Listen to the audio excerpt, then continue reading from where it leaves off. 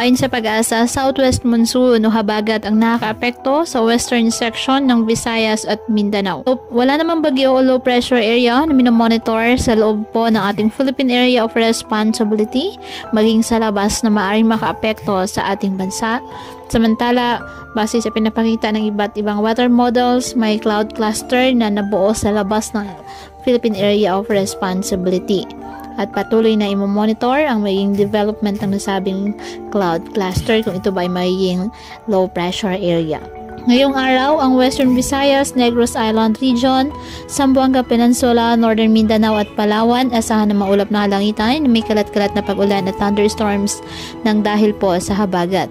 At ang nalalabing bahagi ng bansa kasama ang Metro Manila apektado ng mga localized thunderstorms. Kaya patuloy po natin na pinag-iingat ang ating mga kababayan sa banta po ng mga pagbaha at pagguho ng lupa, lalo na po kapag may malalakas na ulan, at ugaliin na magdala palagi ng payong o kahit anumang panangga sa ulan sa tuwing lalabas po ng ating mga tahanan. At yan po muna ang update sa lagay ng panahon ngayong araw. Muli patuloy po tayo na mag-ingat at palaging tandaan, God loves you.